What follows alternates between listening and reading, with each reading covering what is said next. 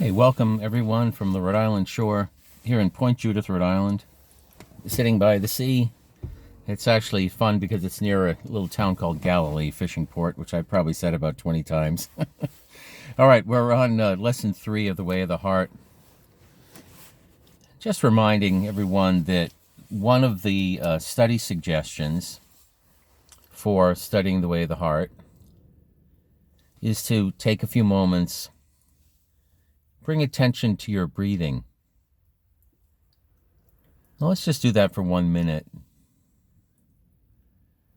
Just bringing 100% of your attention, so there's nothing left for any attention on anything else. 100% of your attention to your next inhale.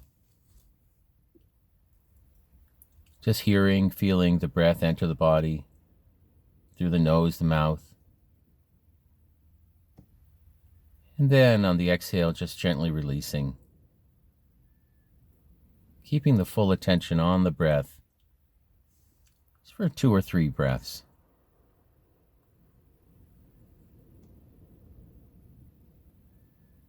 You might notice the body feels more relaxed, more open, more capable of receiving the words and the frequencies and the wisdom behind the words of the lessons. I liken it to tilling the soil so that the rain doesn't run off, as it might if we were just hurrying through our day and, oh yeah, well I heard lesson 3, but yeah, I don't know what it said. As opposed to really letting it sit with you and enter into the field of your consciousness, into your mind in a deeper way. Breathing technique shared in the Way of Mastery is, on the inhale, notice your belly expanding like a balloon. See if you can isolate that from the chest, for example, rising and filling. And creating a rhythmic breath where the air fills the belly and then rises up to the chest like a gentle wave. And just one more inhale, full attention on your inhale. And then just letting it go. Maybe make a little sound, a little ah. Just ah. You can feel that relaxing the body. As we continue with lesson 3, Joshua has been sharing about forgiveness, defining forgiveness. And let's go back to the paragraph that we read, just because it's such an important one, and then we'll continue from there. Just a few pages into lesson 3 of The Way of the Heart. There's a paragraph that begins with, "And as I grew in age." We're following along in the text. So, from the text. "And as I grew in age, I began to discover that the old teachers who spoke of the need to forgive 70 times 7 knew something quite profound that had even become lost within the tradition, the Jewish and Essene traditions of my day. For you see, to forgive means to choose to release another from the perceptions you've been projecting upon them. It is therefore an act of forgiving oneself for one's projections. And as we begin to forgive, even unto 70 times 7, each time you forgive, you take yourself deeper into the purity of your own consciousness. You begin to see how profoundly you have been coloring and therefore affecting all of your relationships through the simple act of not being aware of the power of projection. Therefore, I learned, and learned well, that forgiveness is an essential key to healing. The opposite of forgiveness is judgment, and judgment always creates separation and guilt. Judgment will evoke a sense of guilt in the one who has been judged, unless, of course, they are perfectly awake. But more than this, each time that you judge anything or anyone, you have literally elicited guilt within yourself, because there is a place within you, yet still, that knows the perfect purity of your brother and sister, and sees quite clearly that all things within the human realm are either the extension of love or a cry for help and healing. End of paragraph.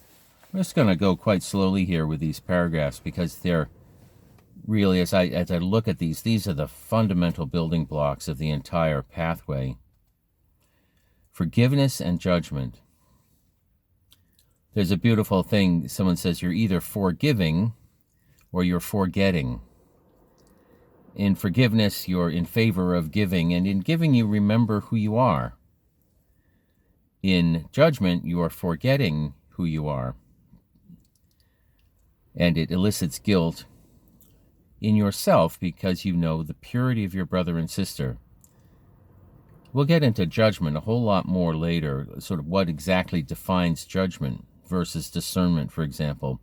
A quick sort of summation is that judgment is the belief that something should be different, and the unquestioned belief, an argument with reality, as the Byron Katie teachings would say. But just for now, forgiveness versus judgment, these are the options we have. The opposite of forgiveness is judgment, and judgment always creates separation. The key to many of these teachings is undoing the dream of separation. So you see there's this close link between the judgments that we're currently making in our minds and the continuation of the dream of separation. It's what's fueling the continuation of the dream, the unloving, judgmental thoughts we still hold in our mind. And therefore, Jesus taught, Joshua taught, judge not. Back to the text. Therefore, beloved friend, when you judge, you have moved out of alignment with what is true. You have decreed that the innocent are not innocent. And if you would judge another as being without innocence, you have already declared that that is true about you. Therefore, to practice forgiveness actually cultivates the quality of consciousness in which, finally, you come to forgive yourself. And it is indeed the forgiven who remember their God. And so, therefore, in this hour, beloved friends, we would wish to share with you the power of forgiveness. How to cultivate it, how to refine it, how to understand the depths of it that can be revealed to you as you forgive 70 times, 7 times, how to bring up within you that which has not yet been forgiven, but perhaps forgotten. We would speak also in this hour of what perception is and what projection is. Beloved friends, these things are of critical importance, for anyone who enters into a so-called spiritual path must eventually face and deal with their deep need for forgiveness, which is an expression of the soul's deep desire to be forgiven.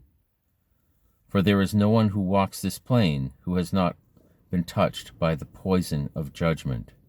I'm going to stop there again, just very slowly, step by step here. These things are of critical importance. And here's something that I think a lot of spiritual practices subtly, often, and sometimes overtly, attempt to avoid. There's one practice lately that says, oh, you're done, don't worry, no more teaching, no more learning, just go and be you. That's wonderful. And it's nice to focus on strength and completion and so on. And some will say in the Course in Miracles, well, the world isn't real, so you don't need to think about it. Just let it go. But what is necessary here is what's being stated here by Joshua. Anyone on a spiritual path must eventually face and deal with their deep need for forgiveness. There is no one who walks this plane who has not been touched by the poison of judgment. So in some form or another, there needs to be, he must face and deal with is the key here. We must face and deal with the need for forgiveness.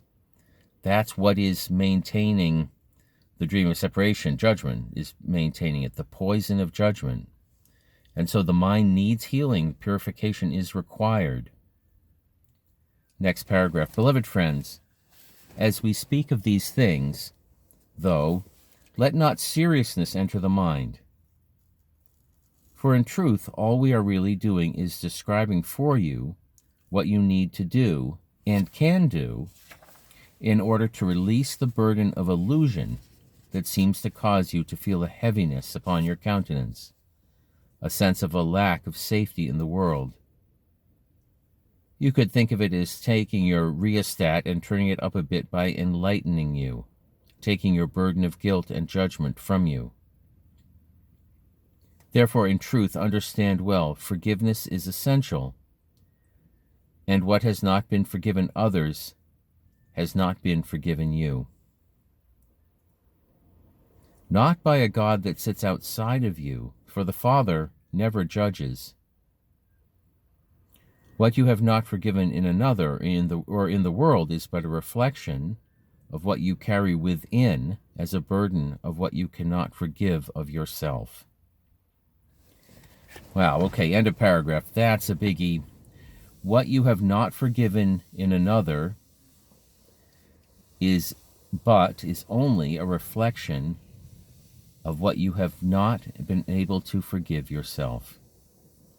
Wow, so every time we see someone and we think they should be doing something else, it's actually because we're still not able in some way to forgive an aspect of ourselves. I mean, that's just, wow. I mean, it sounds true, doesn't it? But it's not the easiest thing in the world to process. But fortunately, we have the teachings to help us process them. That's why we're here. So beginning again with the text, you have an interesting saying in your world, it takes one to know one. Do you think you would even be able to judge another if there wasn't something within you being elicited that triggers within you the belief that you know exactly what that other one is up to? And that is why you judge them. And sometimes you judge harshly because you fear that energy in yourself, or you remember how hurtful you have been when you have acted from that energy. But when you have forgiven yourself, rest assured you will know what it means to walk in this world, yet be not of this world. You will be able to feel the energy or the activities that any other soul may freely choose. And you will discern that energy. You will understand that energy. You will see through it and still see the face of Christ before you. You will not react, which literally means to act again as you did in the past. Instead, even if you are being persecuted, or to speak from personal experience, to be nailed upon a cross, you will have cultivated the ability to love. And in all situations, no matter what another is doing, your first response will be to enter into the quiet stillness within and merely ask the Holy Spirit, "What would you have me say? What is most appropriate for this other soul in this moment?" For when forgiveness has purified the mind and the heart and the emotional field of your own beingness, you will discover that you exist only to extend love. End of paragraph. Boy, what a beautiful description of how we might evolve into a deeper, grounding in the family of Christ. I think that's inappropriate to say. To heal within enough so that even when things that we've had trouble forgiving with ourselves, we see others playing with the same games, we'll just notice, observe, discern, not judge, but just notice what's going on, not feel it should be different necessarily. We don't really know that. And just, regardless as to what has occurred, even persecution, we'll have cultivated the ability to love and to simply ask the Holy Spirit, what would you have me say? What would be most appropriate for this soul in this moment? You will have learned to be in favor of giving, and you will have stopped forgetting who you are. You remember that you're a being of love here to extend love. When forgiveness has purified the mind and the heart and the emotional field, you will discover, he's defining here why we exist. You will discover that you exist only to extend love. Let's leave it there for now, and we'll be getting back to Lesson 3, Way of the Heart, next time. Thank you. This is David Chuck.